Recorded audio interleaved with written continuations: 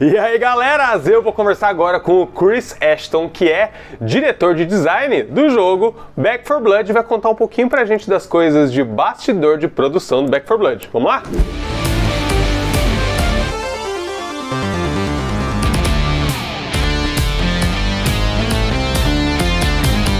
Hi Chris, I'm Arthur from Warner Play Channel, and it's a pleasure to talk to you about the Back 4 Blood game. Alright, sounds good. I played the beta test a lot and had a lot of fun with my friends. What kind of things did you discover with this beta test? A lot. I mean, obviously bugs, infrastructure, server stuff, matchmaking stuff, which was, that's a lot of what a beta test is for, is to figure out, find the rough edges and the, any sort of bugs and stuff, but also for us, a lot of balance adjustments, right? Got a lot of feedback as far as the different difficulties, and then in the missions, of course, any bugs in the missions, but in general, feedback on the cards and the card system and a lot of stuff like that. So a combination of, I guess, technical stuff, bug fixing, and then tuning adjustments, really. I remember at one stage we found a golden skull. Is that an Easter egg? It is a it's not an Easter egg. It is part of an objective that you can get, where you need to find those in the world and collect them, and we just it was just still turned on for the mission even though the objective wasn't active. What are we going to see in the final version of the game that we didn't find in beta testing? Oh yeah. Well, obviously, I don't think we had all the characters playable. So there's a couple more characters that everybody hasn't played yet, and then obviously a lot more missions. So a lot more story missions and cards. A lot of cosmetics, customizable, weapons and characters and stuff like that. So really what we showed was a pretty small portion of the game, because mostly we're testing the back end and matchmaking and stuff like that. So personally, I'm super excited for the game to come out, because that's when everybody gets the full representation of the game and are able to go through it. And so recently we hired on a new employee, and I was able to play through the whole campaign, the whole game, with the new employee. And so I really got to, kind of a early glimpse at what it's like for a new player to go through the whole game beginning to end, and it was a lot of fun. And tell me, do you have a favorite weapon in the game? So it depends. I think I'm not the best player in the world, and so I like sniper rifles, but I'm not very good with them. My aim is not that great, but I really like using them. So that's probably my favorite. But I'm when the missions get really difficult, then I'll lean on a assault rifle instead, just because it's.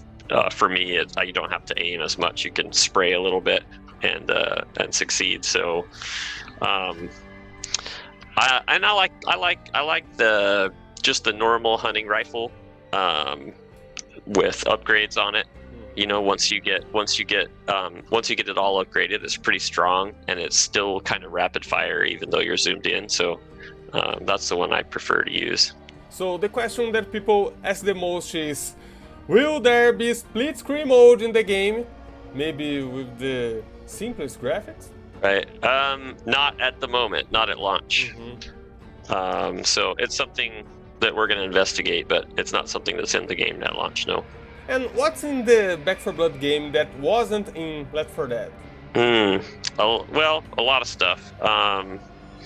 We tried to add a lot more variety to everything. So, there's a lot more. There's a lot of weapons in the game, a lot of items, a lot of usable items. Weapon upgrades are very cool.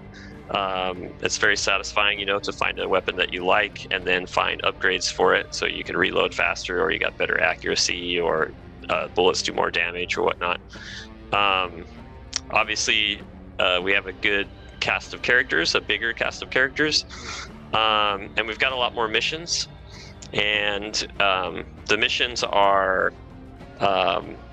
when you play through the full campaign, one mission leads to the next, which leads to the next. And so it really tells this whole story, and it's a continuous progression and a continuous story, as opposed to, what we had before.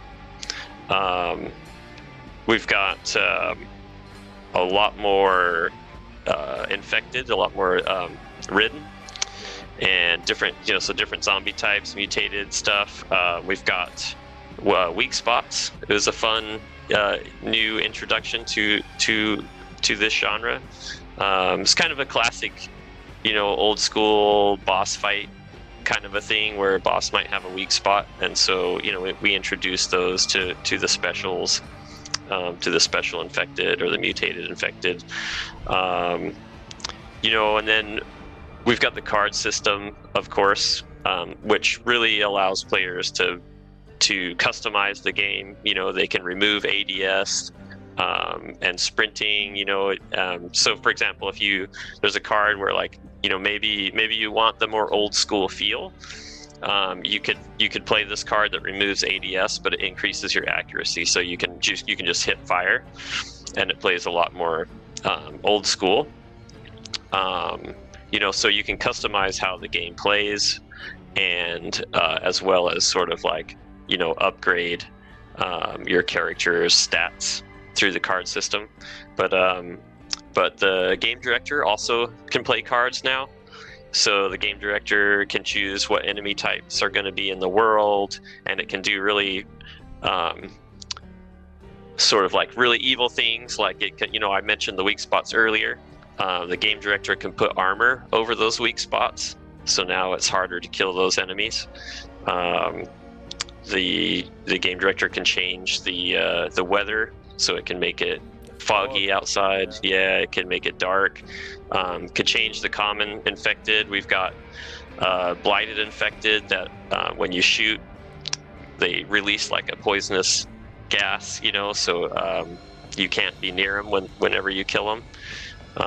We've got scorched infected that are on fire, and when they hit you, it does burn damage. So we've got it's just a whole crazy big mix of a whole bunch of stuff thrown in there. And then as you play through the game, you're playing through the story and the sequence of progression, but then if you play through the whole campaign a bunch of different times, the intent obviously is that it's different every time. You get different combinations of all of these things. Yeah, a lot of things. Yeah. It really is. It's by far the biggest game we've ever made as far as content, and so the team's really happy with it. And which game mode do you think people will play the most? It's a good question. We don't know. I suspect, the game is really sold as a co-op game, and so I kind of expect that that's always going to be the most popular aspect of the game. It's just the you and 3 of your friends facing all the AI and the game director, and playing through the campaign multiple times and at different difficulties, and earning your cards and unlocking customizations and stuff. So I expect that that's going to be where the bulk is, but we'll see. Some people like the much more competitive nature of PvP, so we'll see how it goes. It's one of the things that we don't know, and that we're excited to watch once the game is released and see, what do players do, what items do they like, what aspects of the game do they really love, what modes do they go to, and then that'll help inform us for, future stuff. That's all, Chris. Thank you. And the Brazilian guys and I are very excited about this game. É isso aí, foi muito legal conversar com Chris Ashton, que é diretor de design do jogo Back 4 Blood, e a gente vai ter um monte de conteúdo aqui no Warner Play sobre Back 4 Blood. Então se inscreva para não perder nada disso, beleza? Então eu fico por aqui, um abraço e a gente se encontra no próximo vídeo. E aí, gostou do vídeo? Então se inscreva no Warner Play clicando aqui e a gente deixou outras 2 sugestões de vídeo para você.